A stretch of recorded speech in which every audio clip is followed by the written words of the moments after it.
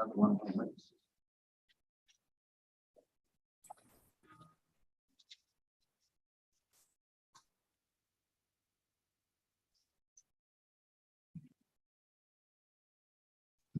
We're installing new equipment in here for these hearings. This is hopefully the last time we do this this way. So I'm going to go ahead and try to get everyone checked in here. Let's see, we have James Swindler. Is James Swindler with us? Yes, I'm here. Hi, James. Do you intend on providing testimony here today? I'm sorry, it's hard to hear what you're saying. Would you repeat that? Sure. Do you intend on providing any testimony here today? Yes. No, I was just invited by CCC about an hour and 45 minutes ago to just be here in case there was a question that I needed the answer. Sure. So I'll just put it this way. If you do end up providing testimony, you'll need to activate your camera at that time. You don't need to leading up to that time if it does happen. Okay. But we do ask that all witnesses have their camera activated. So I just like to give folks a heads up that they may be on camera in the near future. Okay. Okay. And Mr. Swindler, you are, can you tell me again? He's our geotechnical engineer with PSI, and he's submitted he signed a comprehensive report, did a more than a preliminary geotech report. Okay. James, thanks for getting on the call. We may or may not need you. Okay. Fine. Just hang with us. Yep, Please. no problem. Okay. And we have Peter, do you just want to introduce all of your witnesses? Yes. You want me to do that right now? They're represented. Yes. Just so I can have everyone check it in. Right. So my name is Peter Koenig. I'm the attorney and the applicant for the owner of the Cincinnati Museum Association. For purposes of this hearing, I represent the Cincinnati Blue Line Foundation and the Cincinnati Museum Association.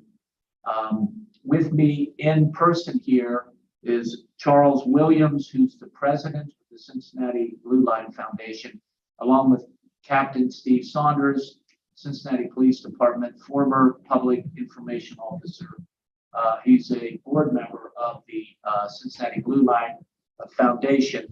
The only new exhibit that I have, if I could approach, I did send it by email. So before we get into that, is there another one? Oh, yeah. So Jonathan Evans is our engineer. He testified at the last hearing. Hi, Jonathan.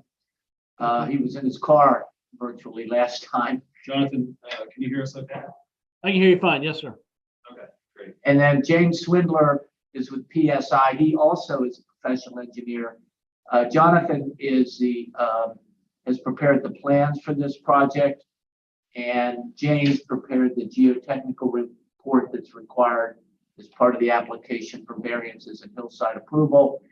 And I believe those are the only people on my team that are present in person, which is one reason why I did get a letter from David Lindenberg, who's Before we get too much into the actual subject matter, let me go ahead and start by reading through the hearing script, which will basically cover the procedure for the hearing, and then we'll just jump right into everything together. So I just want to make sure that we had everyone present, knew who everyone was, and that we were ready to begin the hearing. So this is the November 30th, 2022 session of the zoning hearing examiner docket. My name is David Sturkey. I'm the zoning hearing examiner for the city of Cincinnati. I'll preside over this hearing. The case before us today is case number ZH20220165. The purpose of this hearing is to allow applicants and opposing parties to testify and to offer and review evidence and testimony.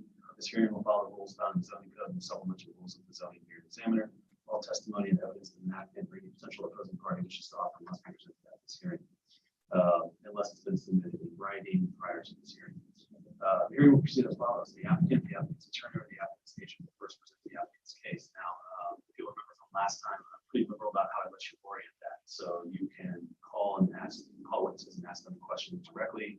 You can call witnesses and allow them to just testify on their own for the purposes of why they're here. It's really up to you. And you can sort of make opening statements or not make opening statements, whatever you think is appropriate, so that I understand the background of this case, all the important issues, when most critically why I should grant the relief that you're requesting. If there were anyone here from the public, which I do not believe there is, but if anyone does join us from the public, they'll have an opportunity to speak after the applicants have presented their case. I will give our zoning representative Weston Zell an opportunity to provide any testimony in addition to a staff report if you would like. In the event that any party testifies or offers argument in opposition to this application, you'll have an opportunity as the applicant to rebut that testimony and or argument that was offered in opposition.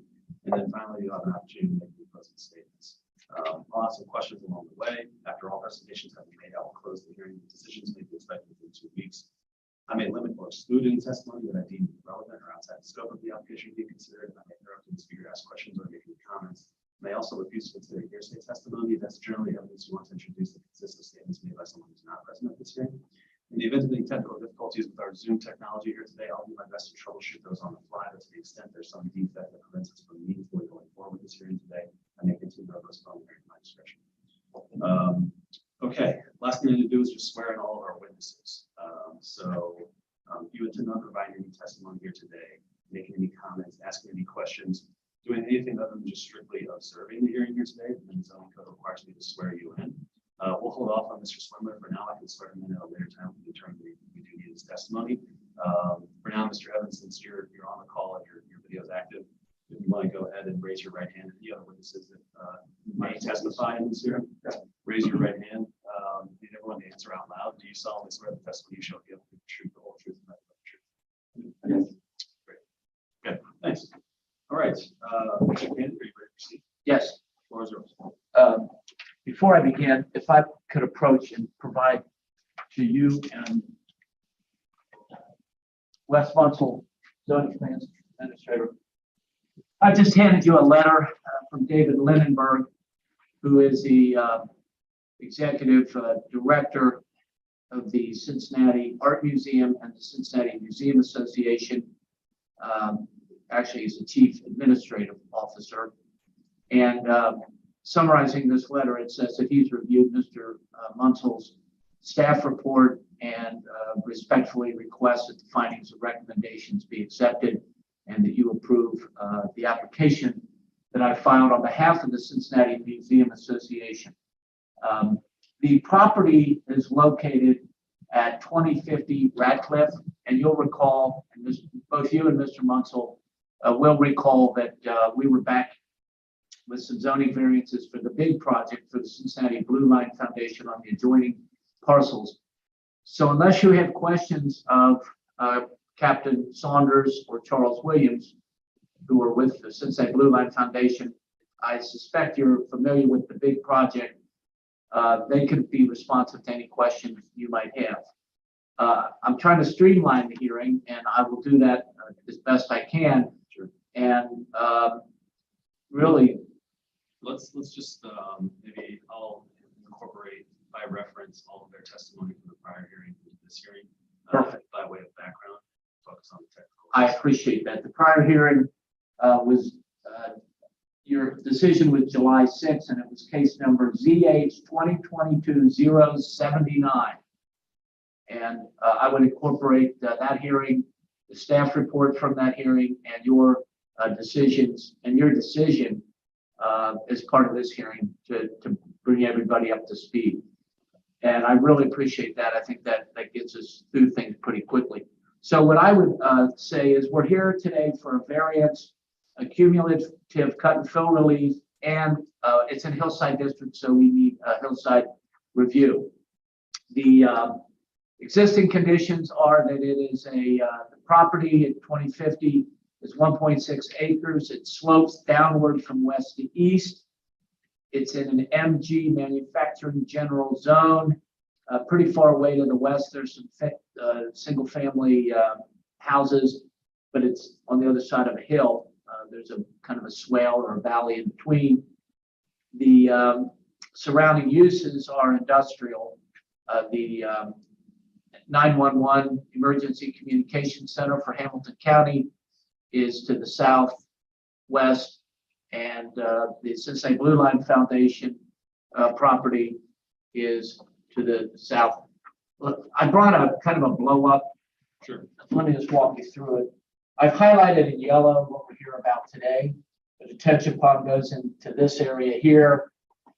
This property over here is owned by Cincinnati Blue Line Foundation. It used to be 3 lots. We consolidated those lots as part of the prior case. This is where there are 2 buildings approved, parking lot approved, kind of a soccer recreational field approved. And there's going to be a stormwater runoff from that. And it's going to go into a pond here that has been designed by Mr. Evans, who's going to testify in a moment. These 2 separate parcels here are owned by the Cincinnati Museum Association, and 2050 is what we're talking about.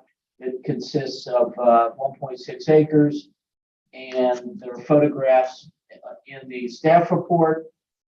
What we're proposing is to build a detention system to accommodate the storm water from the Cincinnati Blue Line Foundation lots and any future development that the Cincinnati Museum Association might build.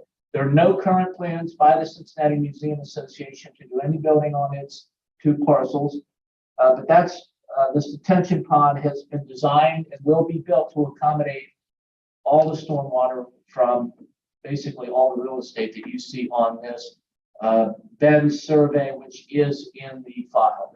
There's a small copy of this that's already of record. The pond is designed to accommodate all potential expansion by the Art Museum. We're talking about section 1433.17, which is a hillside overlay. And I'm going to ask Jonathan Evans to walk us through that and explain how he designed it. And Jonathan, I'm going to call you, and will you explain why you did what you did and why this project is sufficient to gather all the water from all the parcels that we're talking about? Yes, good. Okay, thank you. Yeah, so I think when just a little bit of the history, and you probably alluded to already, but the Museum Association purchased this property from the Blue Line Foundation.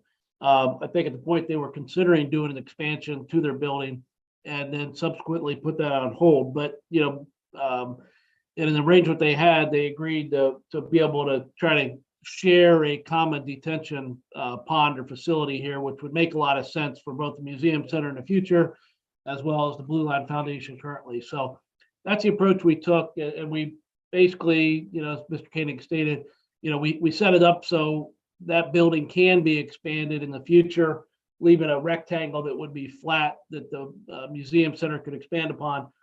And then all the stormwater drainage from the Blue Line Foundation kind of heads from, south to north or south to northeast, naturally to this area. And again, we just kind of worked through the regulations of both Metropolitan Sewer District and, Stormwater Management Utility to design this pond appropriately for both projects. So, the current condition, it's going to be over-designed. Because it's going to be bigger than it needs to be for the project or for both projects cumulatively, but being a little bit bigger is not a problem. That's what we've done. And again, we've worked, we know this is a hillside overlay. We do it all along, so we knew we'd be subject to this. We feel that, the pond is appropriately designed and it doesn't have excessive cuts. I mean, again, the way the rules are written, it kind of takes one side of an area to the other side, and the maximum, elevation is derived from that. But, we probably do only have, at the worst case scenario, maybe 10 or 11 feet of actual cut, at a single point. But the ways they are written, we do have 14 feet of cut and or fill, which is 6 feet in excess of what the underlying rules allow for. So, but it's really on a little bit more of a gentle area or slope, as I kind of envision or a way to look at it. I mean, it's almost like if you had a cantaloupe and you took an ice cream scoop and scooped the middle out of it. I mean, that's all it is. It's really not going to be in jeopardy of slipping or sliding or doing anything to the hillside. There is a lot of rock up in this area. They'll be probably cutting through some of the rock. I mean, it's definitely not in jeopardy of creating any hazards or problems for either the art museum or the Blue Line's property. Jonathan, if I could interrupt, there are no retaining walls or any kind of structures associated with the detention pond, are there? No, not at all. And Jonathan, Mr. Evans, is that just because it's on a flat portion of the hilltop? Yeah, I mean, it's not flat, but it's kind of more gently sloping. You know, within the staff report, there's some contours or zoom blown up part. I'm looking at a different computer screen right now to kind of look at that. But the dash contours are the existing contours, and they're spread out quite a bit. It's more flat, and then we're again just kind of carving that out or creating the volume that's needed for the detention pond. So the water will go down there, collect again like in a bathtub, and release through a controlled structure rather slowly back into the storm sewer that's along Radcliff. It slopes gently or slightly from west to east. West to east, yes, exactly. And even though there looks like a lot of contours, potentially on that little exhibit, that's partly because we're building up west of the detention pond to create a flat spot for this soccer field. So that's not all cut through there. That's actually a lot of fill to flatten that soccer field out. The cut really was mostly on the art museum property part, and it's again just to create the volume that's needed for this, for this detention area. So the pond is not going to create any cliff-like vertical slopes or excessive walls? Not at all. Again, it's really going to be set back off the roadway a little bit and slope down away from the road, and then have a kind of a flat bottom, and then slope back up toward the art museum property. So it's kind of just creating, again, just a bathtub down there. Mr. Evans, it's not going to alter the hillside, is it? Not at all. And would you describe the cuts and fills as being modest and slight, minimal?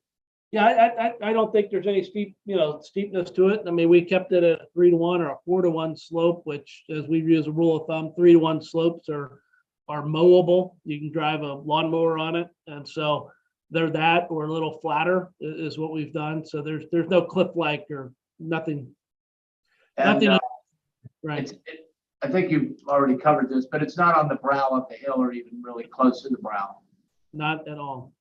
And you visited the site. You would agree with me that there's hardly any vegetation up there at all. It's just a little bit of shrub and grass, or no trees, or no vegetation. It's going to be Growth that's happened over the years as it's been undeveloped. Yes. all right. Any other questions? I don't think I have any other questions for right now. Well, actually, I do. I mean, are there any anticipated adverse effects, in particular, looking towards the west at the residential properties over there that I assume are downhill? Do you anticipate any adverse effects with either water runoff or any hillside No. stability issue? Not at all. No, actually, it's actually taking water that would have naturally run down the hill and over the slope and directing it all to this detention pond and controlling the runoff, and then putting that into the public storm sewer system, which is in Radcliff. So if anything, it's a benefit to any adjoining properties. Okay, nice. I don't think I have any other questions. All right. Unless you want to hear from the geotechnical engineer, I don't have any further questions. Okay. I don't think that I do. This report is in the record. Yeah, I mean, Sort of speaks. clearly, I want it's already in the record, but I want to be sure that the PSI geotechnical report that is dated October 20, 2022 be admitted, as well as Mr. Evans's most recent plans that were dated June 1 of 2022, but he modified them more recently. The pages we're talking about are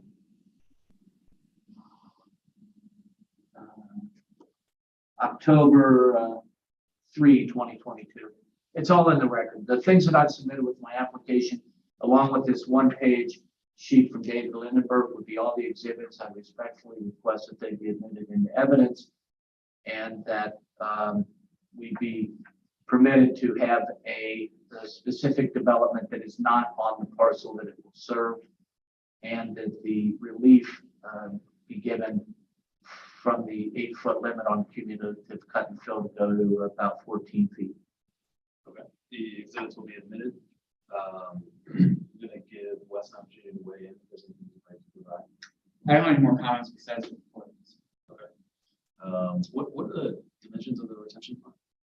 Jonathan, do you know the dimensions of the detention pond? No, but I could pull it up quickly if it's needed. I would. Oh, well.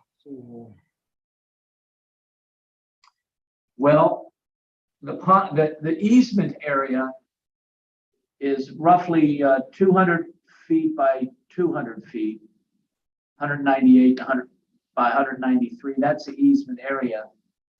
The detention pond itself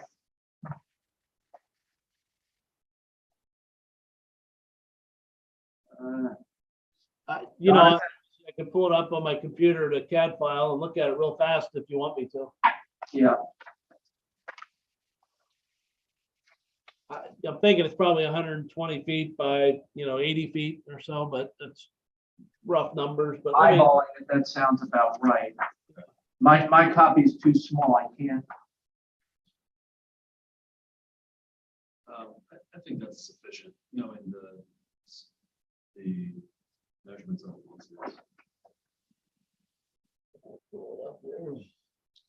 Okay. All right. I don't think I have any more questions. Anything else you'd like to say in closing or otherwise? Before we- No, I would just like to say that we respectfully request that you accept the zoning plan examiner's report. You accept the letter from David Lindenberg, and my clients are here today, and we all, I think, there's no opposition to the granting of all the relief that's requested. We are eager to get to work and respectfully request that a decision be issued as soon as practical. Okay, we'll leave it at that then. I want to thank you for your time, your testimony here today. I've had a chance to review the application, the staff report based on that, and the testimony here today. I'm going to approve the application. I do believe it's in harmony with the hillside development standards. As you know from the prior hearing, I need to formalize that in a written opinion. It does typically take about 2 weeks. I'll do what I can to try to expedite that. I have a little bit of a queue right now that I need to get through before I can actually type this up. As soon as I finish it, I put it into a PDF and I email it to everybody in the hearing. So you'll have it just moments after it's complete. As soon as you have that, West to get the permit. Yeah, so we go to West to get the permit, or go to the building Did department. you already submit for a permit to the building department? I believe that they attempted to get a permit and they were held up because we needed to do this. So they're kind of chomping at the bit to get their permits, as I understand it. The contractor's not on the call. Pick that because we're involved in the permit. I didn't in for permits. Jonathan? Yes. I can just speak that. It is in for permits. We've addressed most of the comments, but there are a couple conditions on there that we have to get through this zoning hearing first. Did you understand that? I couldn't Yeah, hear you. if you can tell me what the permit number is, then I can. Do you have a permit number, Jonathan? You can find one, yes. There are actually two permit numbers, but let's see here.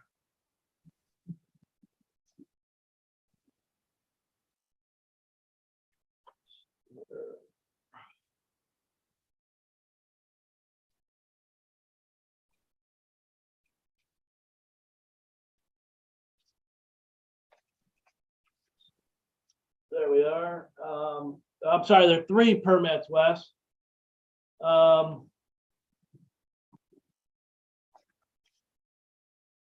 2022 P as in Paul 07896.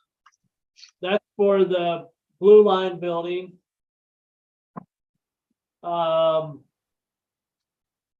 2022 P as in Paul 07897. That's for the secondary structure or the fitness facility, I guess we call it. And then the third one is for a retaining wall ZH2022, P as in Paul, 07899. Is there one for the retention pond? We didn't file for one yet, no, because of trying to get through this hearing first, I believe. I say we loosely. I'll communicate with Cincinnati Commercial Contracting, who filed on behalf of the Blue Line Foundation to check on You that. should go ahead and submit your building permit for the pond, and then by the time, David writes his report, I'll be able to, Yeah. approve it. It's an excavation and fill permit only, I guess it would be, right? Jonathan, this is Peter. Could you send me an email with those permit numbers Yes, yes. and what they're for? And then I can share that, just to be sure. I probably already approved these other ones for the buildings. Okay. Yeah. You think they're approved already? Yeah. I can check. But they're conditioned on the approval of the detention bond? Oh, yeah, that's right. Okay, I'll go in there and Yeah, fix that. I heard that, yeah, I looked into it, and there was a hold up because of this. Once this comes out there, all of that should be ready. Right. Okay, Yes. all right. I think we'll leave it at that. Thank you guys again. for your- James, thanks for jumping on the call. It's always better to have somebody, even if you don't need them, than need them and not have them. Understood. Thank you. Thank you very much. Jonathan will be in touch. Thank you very much. Thank you, everybody. Goodbye. Good luck with the project, folks. Thank you very much. Appreciate it.